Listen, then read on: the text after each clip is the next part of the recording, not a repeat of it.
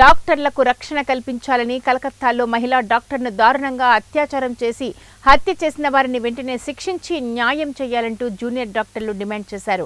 కర్నూలు నగరంలోని కలెక్టర్ కార్యాలయం నుండి రాజుహార్ సెంటర్ వరకు జూనియర్ డాక్టర్లు వేల సంఖ్యలో పాల్గొని ర్యాలీ నిర్వహించారు. డాక్టర్లకు భద్రత కల్పించాలంటూ నినాదాలు చేశారు. అనంతరం రాజుహార్ కూడలిలో మానవహారం చేపట్టారు. ఈ సందర్భంగా జూనియర్ డాక్టర్లు మాట్లాడుతూ కలకత్తా రాష్ట్రంలోని మెడికల్ కాలేజీలో జూనియర్ డాక్టర్ను అతి దారుణంగా రేప్ చేసి హత్య చేశారని తెలిపారు. ప్రభుత్వ మెడికల్ కాలేజీలో ఇలాంటి దారుణాలు జరగడం అమానుషమని అన్నారు.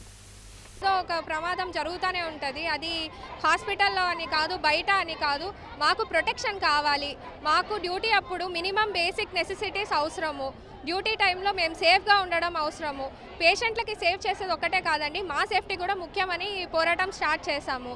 దానికోసం ఒక సెంట్రల్ ప్రొటెక్షన్ యాక్ట్ రావాలి. ప్లస్ కోల్కతాలో ఏదైతే జరుగుతూ ఉందో ఇన్వెస్టిగేషన్ కరెక్ట్గా జరగాలి, తప్పుద్రోవ పట్టకూడదు అని మేము చేస్తున్నామండి. కర్నూలు జూడా తరపు నుండి మా ప్రయత్నం ఇది.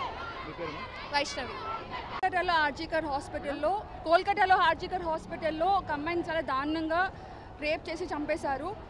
అది పెద్ద పెద్ద వాళ్ళు ఇన్వాల్వ్ అయ్యారు. అది అక్కడ మీడియా కూడా సరిగ్గా కవరేజ్ చేయట్లేదు. అండ్ ఆ విషయాన్ని సప్రెస్ చేయాలని అనుకుంటున్నారు. ఆ అమ్మాయికి అయితే న్యాయం జరగలేదు. ఎవరినో ఒకరిని స్కేప్ గోట్లా అట్లా ఇరికిచ్చారు. సో మేమంతా కలిసి ఆమెకు స్టాండ్గా, ఇండియా మొత్తం అందరు డాక్టర్స్ కలిపి ఆమె స్టాండ్గా నిల్చోవాలనుకుంటున్నాం. అండ్ ఆల్సో మాకు ఎక్కడ సేఫ్టీ కూడా లేదు. ప్రతి గవర్నమెంట్ కాలేజ్లో ఇలాంటివి చాలా అవుతున్నాయి కానీ బయటికి రావట్లేదు. అంటే ఒక మనిషి చచ్చిపోతేనే బయటకు వస్తాయి. సో మేమంతా యునైటెడ్గా ఉండి ఆమెకి న్యాయం జరిగే వరకు మేము పోరాడతాం. అండ్ మా డిమాండ్స్ ఫుల్ఫిల్ అయ్యే వరకు మేము పోరాడతాం. యోషిత. అందరికీ తెలిసిందే కోల్కతా మెడికల్ కాలేజ్లో జరిగిన ఇష్యూ అసలు చాలా దారుణమైన ఇష్యూ. Minimum safety కోరుకుంటున్నామండి.